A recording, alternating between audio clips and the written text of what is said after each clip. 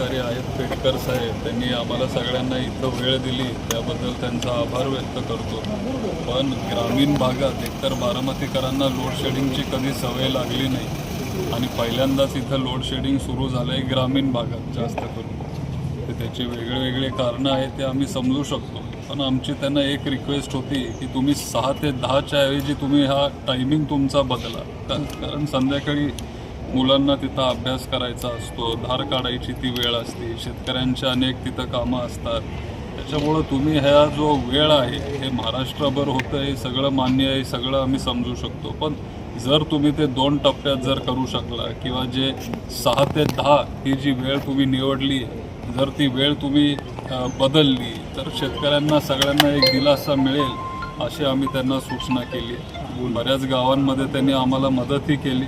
अनेक गावं आहेत जिथं ते आता तसं ते करतायत.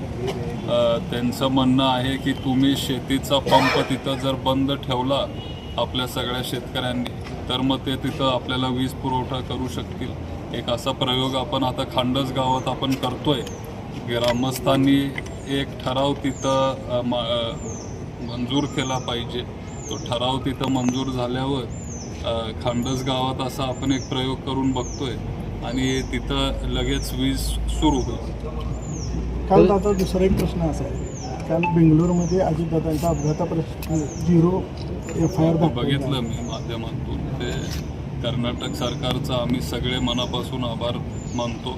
शेवटी तिथं भाजपचं सरकार नाही आहे, कर्नाटकमध्ये काँग्रेसचं सरकार असल्यामुळं त्यांनी तिथं आम्हाला न्याय दिला असावा. आणि 0 FIR हा जो कॉन्सेप्ट आहे त्या माध्यमातून रोहितदादांनी तिथं FIR दाखल केला असेल किंवा त्यांच्या सहकाऱ्यांनी तिथं FIR दाखल केला असेल. तो FIR आता इथं महाराष्ट्र पोलीसमध्ये ट्रान्सफर करावा लागेल आणि एक सखोल चौकशी तिथं होईल अशी अपेक्षा आहे. आता काल देखील बारामतीतल्या साठेनगरमध्ये सार्वजनिक शौचालयामध्ये स्फोट झाल्याची घटना घडली. कुठेतरी नगरपालिकेनं दुर्लक्ष केल्यामुळे ही घटना घडली असं नागरिकांचा प्रश्न उपस्थित केला. नाही, आपण तिथं लगेच गेलो घटना घडल्यानंतर आणि नगरपालिकेने तिथं चुकीचं बांधकाम केल्यामुळं ते तिथं झालं आहे. 1 महिना झाला, 1.5 महिना झालं तिथं असा आवाज येत होता. गॅस टँकमधून असे बुडबुड्या वगैरे असे येत होते आणि ते सतत तक्रार करत होते. साठेनगरमध्ये सगळे गरीब गरजू लोक राहतात. तिथं लोकसंख्या 1000-1500 एवढी लोकसंख्या आहे. पण तिथं टॉयलेटची सुविधा फक्त 5 का 10च तिथं शौचालय आहेत. त्याच्यामुळं ते वाढवणं गरजेचं आहे. आणि ज्या शौचालयात आम्ही सगळे काल गेलेलो ते तिथं बघायला तिथं साधा वेंट पण नाही.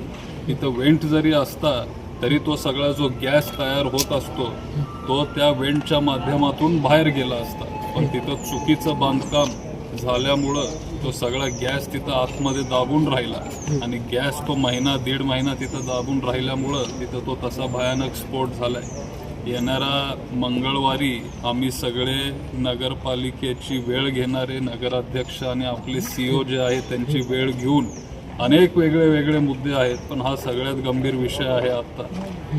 त्यांची वेळ घेऊन आम्ही हे सगळे जे बारामती शहराचे प्रश्न आहेत त्यांच्यासमोर